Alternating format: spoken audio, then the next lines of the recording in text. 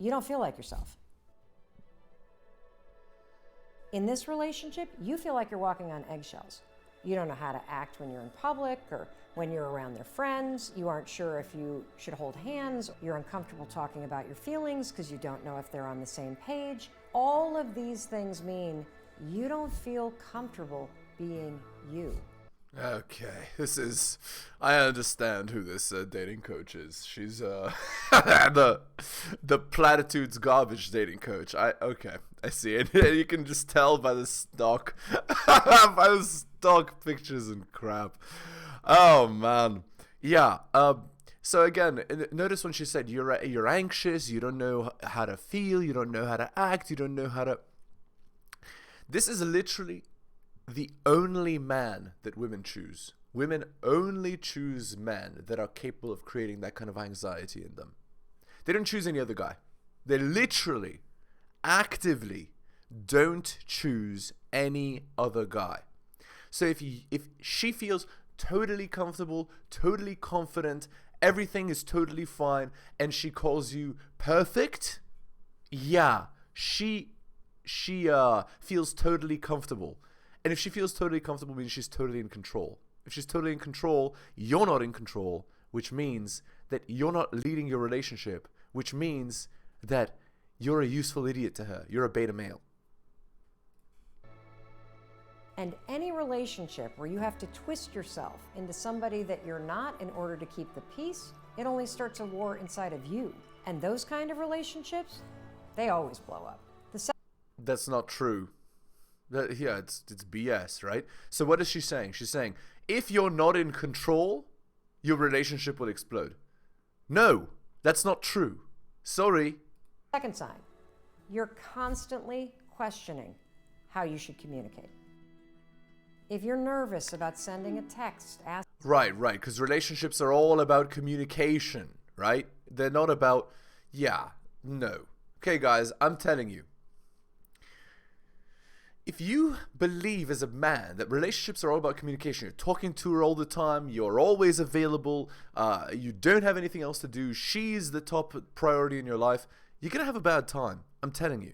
Because relationships are not about communication. Asking if they want to hang out. Or do you obsess over whether they opened your Snap but they haven't responded? Or how long it's been since they texted you back?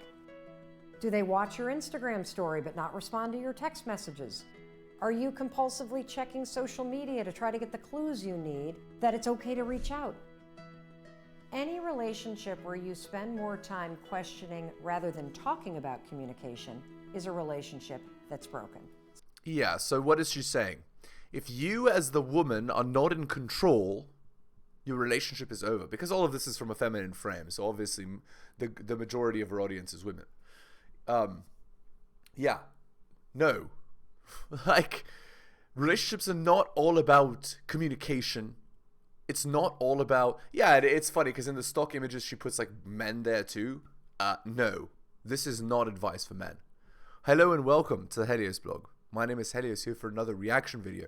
If you're new to the channel, liking the content, hit that sub, hit all for notifications. If you'd like to support me, there's a Patreon. Newly revamped, posting weekly content. Patreon.com/theheliosblog. Just go there and subscribe. You could also drop me a donation like Tom M here. Shout outs to him. Let's continue. Yeah, this girl's full of hot air. Like, she's totally wrong. Totally wrong. Sign number 3. You think about where the relationship stands all the time. So do you constantly think about questions like, where's this going? Are we exclusive? Are we committed? Can I introduce you to my family? And yeah, this is called dread or anxiety. So when a guy has many options, right? When a guy has many options, the girl is always wondering, will I be replaced? Does he like me? Does he not like me? Am I the best he can do? Am I the best bedroom fun he's ever had? And on and on and on and on. And this emotional roller coaster that it puts the girl on is what makes her fall in love, guys. So it's funny, she says the relationship is broken, but what she's actually saying is, once you've had your fun and are ready to settle down, look for a guy that, is a loser. You know, you have open communication. He doesn't cause the tingles. He doesn't give you any anxiety. He just falls into your frame and just does everything you want. Do you see what I'm saying, guys? This dating advice is terrible for men, because if you believe this, all that's going to happen is the girl is going to be with Chad. She's gonna, and then you're going to be the emotional, the guy that has to take all of the emotional garbage, and then she'll go to a new Chad, then she'll go to a new Chad, then she'll go to a new Chad, and eventually when she's 35, 36, then finally she'll be with you, and she's not even able to have children anymore. And what message does that send? I would never have children with you, loser. Now, take care of me financially.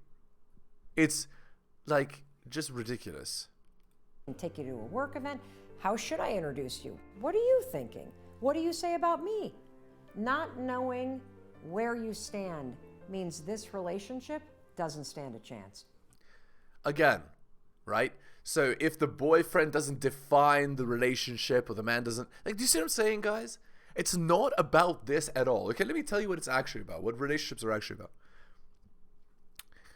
The most stable relationships is when the man is 2 points of attractiveness more attractive than the girl. That's one. When the guy is a guy that other men want to be and other women want to be with, so when he has options, either he's pursuing those options or he's not, but either way, he's able to get other options.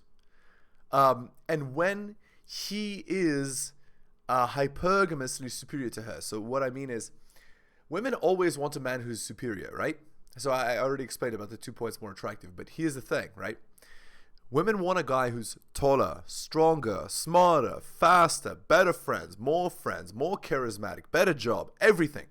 Everything better than her. This is why you see a nurse, she's married to a doctor. You see, you know, paralegal, she's married to a lawyer. You see, do you see what I'm saying, guys? And this is why so many women that are so-called strong, independent boss babes, CEO girls, whatever, why they can't find a man.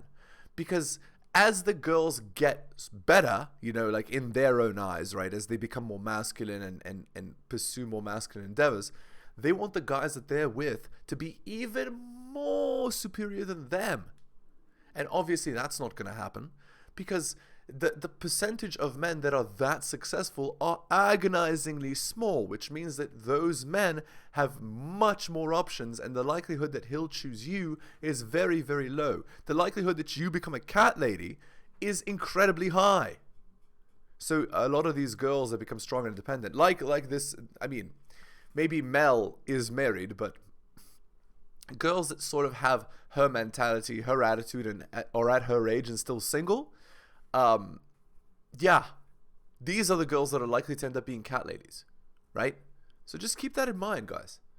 This advice is toxically bad for you. If you listen to this, you will be destroyed, man or woman, because it simply doesn't account for the truth. Oh, and there's more. What do men desire in women? Okay, so men desire the following, 5 traits? Fit, feminine, submissive, loyal, bedroom fun, loyal, and cooperative. So 6 qualities. So if you're not fit, doesn't matter. Guy's not even going to look at you, right? Because you as a girl are not competitive. Doesn't matter how strong and independent you are. Doesn't matter what your career is. If you're not fit, sorry. Also, if you're too old, right? Like if a girl's 35 plus, like, I don't know what to tell you. Like, the guy is not able to have children with you. He's not able to achieve his biological imperative, which is reproduction. And he knows you're not able to achieve your biological imperative because women's fertility drops off at 37. So imagine this. Guy commits to you, right? You know, he's got to learn who you are and what your attitude is and what your personality is like. It takes like a year. And then let's say you get married. Again, this is unlikely. I wouldn't recommend marriage in 2023, but you know, let's say we're following the quote-unquote traditional path. By the time everything is arranged, you're living together, you're in a house together, married, etc., she's already too old to even have children because women's fertility drops off sharply at 37, right? So if you've wasted all this time sleeping with chads, and by the way, women are very likely to be alpha widows at that age, right? At 35 plus. So again, like, women need to make intelligent decisions when they're young, and men too, right? So as a man, what you need to do is you need to work on yourself. You need to become strong. You need to become competitive. So you have to be physically fit. You have to work on yourself. You have to work on your career. You have to, be better than other men. The burden of performance is on men, right? And when you are, you'll have lots of options, not just one, right? So women are a lagging indicator of success, right? Like, as you become successful, you'll notice more and more women are attracted to you. And it's not just in a money sense, right? You as a man have to be successful in many ways. You have to be like more charismatic. You have to be stronger, more physically fit. You have to be, and also good in your career. All of these things, right? And when I say charismatic, I mean, good at game. Like, you know how to talk to girls. You know how to have a date. You know how to have bedroom fun. You know all this stuff. You know how to lead a relationship. You know all of this. This is the kind of man that has lots and lots and lots of options, right? So that's just how it is, guys. It's not about this woo-woo nonsense that this lady's talking about. Okay, anyway, on to an article by Rhoda Tomasi. We'll go back to the video in a sec. Our sister's keeper. So here's the quote. Men are to blame for women's behavior. The feminine imperative only has as much power as men have allowed it to have. Hypergamy, open or otherwise, wouldn't be the unrestrained social juggernaut it's become without men's complicity or accomplice. This quote is a go-to rationalization I read a lot from women just coming to terms with their first taste of the RP. Unfortunately, it's also become a common refrain among certain sets in the manosphere. This rationale is usually particular to the moral absolutist strains of the manosphere. When I read it from women, it's kind of ironic considering it usually comes from women who share in the same moral absolutism, who are so different when they were in college, but they've had their epiphany and got right with God. They often cling to the strong independent identity for themselves, but turn over a rock and show them the visceral, observable, ugly truth of unfettered hypergamy, and then it's men's partial or total responsibility for fostering women's conditions. It becomes men's fault for not having the fortitude and presence of mind to correct them when they needed it. Never mind the lifetime of BP conditioning that taught them that judging women made them M-word. I understand the axiom that men and women get the men and women they deserve, but I wanted to explore this blame game dynamic a bit more. Okay, so from Validation Hunting and the Jenny Barn Epiphany. So this is just articles that Rollo wrote before. The feminine imperative relies on memes and conventions which shift the ownership of women's personal liabilities for their bedroom fund strategy to men. When men are blamed for the negative consequences of women's bedroom fund strategy, it helps to blunt the painful truths that Jenny Barn is, to her credit, honestly confronting in her article at 30 years old, and the SMV balance shifts towards enabling men's capacity to affect their own bedroom fund strategy. As I was writing the adaptation series, it occurred to me that men on the ends of both the alpha and beta spectrum adapt their own bedroom fund strategies in accord with the bedroom fund marketplace and how the environment dictates the approach to what seems the most efficient. As I stated in the last post, hypergamy is nothing if not pragmatic and efficient. However, men's adapting to the market dictates of hypergamy has to be equally efficient if that guy has to fulfill his own bedroom fund imperative. Pragmatism doesn't have time for how things should be. You make the best play with what's in front of you. Just to illustrate, for about 25 years or so, pop culture strongly pointed men towards a bedroom fund strategy that could be defined as beta game. Play nice, respect a woman by default, be supportive of her self-image and ambitions to the sacrifice of your own, don't judge her, and do your utmost to identify with the feminine, and that was the call to action that deductively should make a man more attractive to a woman. It's like what this dating coach lady is saying. You heard it. Furthermore, the intra-bedroom fund combat amongst men for bedroom fund qualification was at least ostensibly focused on out-supporting, out-sympathizing, out-emoting, and out-identifying with the feminine more so than other men. To set oneself apart from quote-unquote other guys, the seemingly most strategic tact was to accept what women said they wanted from men. To pragmatically effect this, men gladly joined the chorus of ridiculing conventional masculinity, denouncing and resisting the very element that would in fact have set them apart from the nebulous other guys. Exactly. Which is being competitive, right? So while this is an illustration of men's deductive pragmatism in their adapting to the SMP, it's also an illustration of how the adaptation can work against men's best interests. Between the 80s, 90s, and into the early 2000s, this adaptation involved men following women's lead to systematically turn conventional, positive masculinity into ridiculous or bad associations of macho-ness. Later, defining the very idea of masculinity would progress from ambiguousness to women's being the sole authority of what masculinity should mean to a man. Women and moral agency. For as long as I've read and commented on the Christomanosphere blogs, a common thread has cropped up again and again. The debate as to whether women have the same moral agency or the same accountability for it as men. I've always found it fascinating because for all my dealing in cold, harsh, observable facts, I've never paused to consider that women might have some excusable reason for their ethically challenged behavior. In my own estimate, hypergamy isn't inherently bad or good, it just depends on whether you find yourself on the sharp end of it. Yeah, exactly.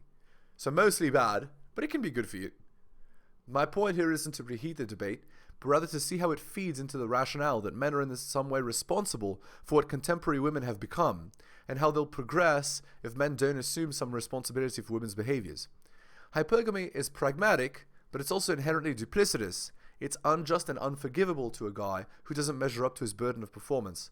When you consider the war brides dynamic, it's downright reprehensible, but we also have to consider the pragmatism in that dynamic.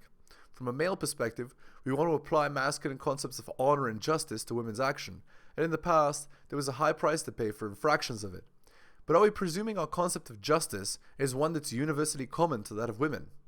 Much in the way we were BP conditioned to presume that our idealistic concept of love was mutually shared by women, I would propose that men's concept of justice, honor, and respect, from a bedroom fun perspective, are dissimilar from those of women.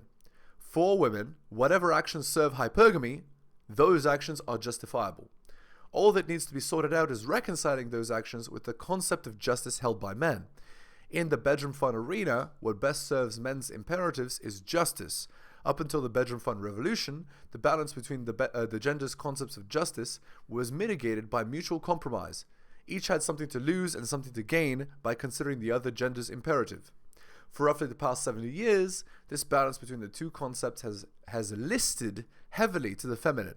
Our age has been defined by women's unilateral and ubiquitous control of hypergamy, and as such, it's women's bedroom fun imperative that's biologically and sociologically setting the course for future generations, along with the unprecedented control that comes with prioritizing women's concept of justice above that of men's.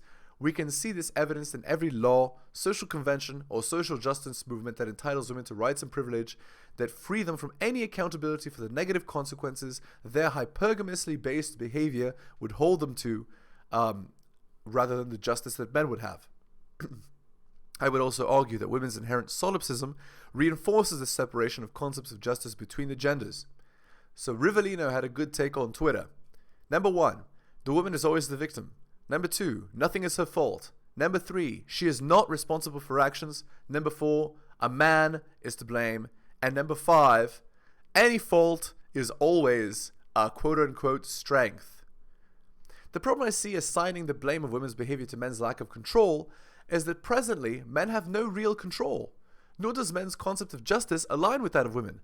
There's a manosphere idiom that says women are the gatekeepers of bedroom fun while men are the gatekeepers of commitment.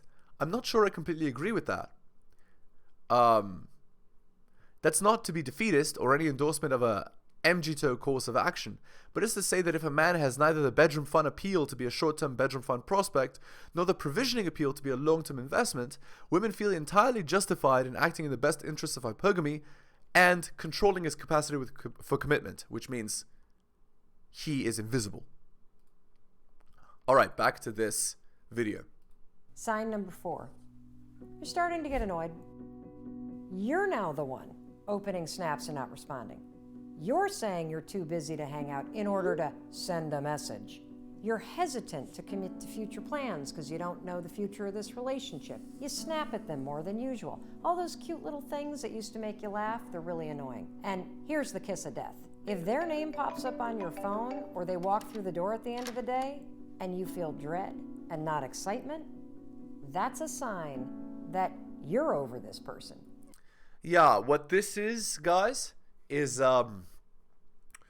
So here's the thing. If you as a man are acting like a loser, right? If you're acting like you're below her, if you put her on a pedestal, if you are always available and treat her like she's gold, and, you sacrifice everything for her, then she knows she has you. And the second she knows she has you, that's when the disdain sets in, right? When she knows you'll never leave, it doesn't matter what you do, what she does, you're gonna stay. There's no boundaries. She can just do whatever she wants. All of that leads to resentment. It leads to disdain. It leads to disgust.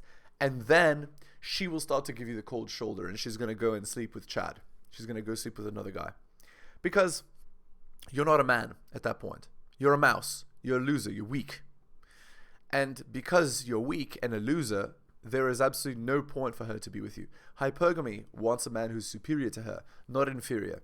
So that's the deal, right? So keep that in mind. If you're not competitive, strong, successful, better than other men, able to get other girls, charismatic, able to, lead a relationship. If you're not able to do these things, and when I say relationship, I don't mean like a LTR necessarily, because there are other kinds of relationships. You could have a NMG, you could have a non-monogamous girlfriend, like you're not monogamous and she's one-sided monogamous to you. You could have, you could be in a friends with benefits arrangement where you have multiple girls and you're not really serious with any of them, whatever. But you need to know how to lead all of these, right? If you don't know how to lead these, then again, you're going to be miserable. So there you go. And the fifth and final sign, you're questioning whether or not you have the same values. If you're starting to feel like you're losing yourself, for example, maybe you're drinking more than you'd like. You're spending less time with your friends. You're skipping the gym. You're only doing things, for example, like listening to certain types of music because it interests them. This is a major problem. If you're losing yourself or whatever. Like, again, what is this woo-woo nonsense? Not anywhere did she say, this is just old rationalization, right? Rationalization after the fact, fuel, right? None of it says, women, be fit, be bedroom fund loyal, be cooperative, be submissive, be pleasant, cook for your man, clean for your man, be feminine. Where is she saying these things, right? Where is she saying what men want? Where is she saying what women want, right? What women's nature is and what men need to do, right? She's not giving that advice. She's just giving you decide to break up with a guy because you're just not feeling it anymore, and here are some ideas you can use to rationalize why you killed your relationship after the fact. No. This is all wrong, guys. It's terrible. If there isn't a balance between the two of you, you will always feel like a less important part of the relationship because you are. Now here's a quick test to see if you're losing yourself. Just go out alone tonight with your friends. Yeah, going out alone is a no-no. There is no going out if you're in a relationship. Girls' night out or whatever. What? That's literally seeking the attention of other men. Again, do you see what I'm saying, guys? What is this? This is the worst possible advice you could give a girl. Worst advice. And if it feels like a relief because you can finally act like yourself, that's a sign that this is not a relationship for you. I bet what you're doing is you're confusing chemistry for compatibility. You see, chemistry is like a match that gets lit. Yeah, okay. Yeah, so when she says you're confusing chemistry for whatever. So chemistry is what's caused by Chad, and then the other one is what's caused by Beta Billy, right? And what she's saying is, compatibility or whatever. So, Chad makes you feel uncertain and you want to sleep with him, but no, you should find a nice guy to be with, right? And obviously that's after you've chased Chad. This is nuts. Okay. This is Maybe the worst dating advice I've ever commented on. Man. Okay. Reddit article. Posted 16 hours ago on relationship advice. My wife, who's 33, wants to go on a holiday to Bulgaria with strangers and an Instagrammer that wants to guide her around. How can I approach this? And he's 33. So my wife of 5 years, 11 years together, is following a guy on Instagram. Already a red flag. In one of his posts, he invites people to come to Bulgaria so he can guide people around to show his beautiful country. He's a survivalist and that's why she follows him. My partner would like to go for a week. I feel uncomfortable with the fact she'll go alone, to a country we've never been to, with people she's never met, to a guy she doesn't know personally. She also doesn't know how many people will actually go. I feel it's unsafe and naive. How to approach the situation? She is not being naive. This is called a shit test. If you let her go, your relationship is dead. And that you even let her follow this Instagrammer guy is already a very bad sign. No, we're not out here going on solo trips alone with sweaty men. No, that's a no. You say no to this. I wonder if anybody will give this advice. Let's look in the comments. Top comment, Bulgarian here. Dude, do whatever you can to stop your wife. This screams scam and human traffic. She doesn't speak the language, and it's easier for idiots like this survivalist to pick innocent women for scummy reasons. I know people might disagree with me, but block the damn door if you must. I'm completely serious. Okay. Yeah. 1.3k upvotes. Seriously? This is dumb as hell, and the fact that your wife thinks it's a good idea is concerning. Yeah. Yeah. This is ridiculous. Yeah, or it's a scam where she pays money beforehand, and when she gets there, she realizes there's no such thing happening, and she's stranded in a foreign country. Yeah, exactly. So there you go. So don't be doing this dumb crap. But anyway, it's bad even if it's not a scam. Alright guys, we're going to end the video there. Again, if you're new to the channel, liking the content, hit that sub, hit all for notifications.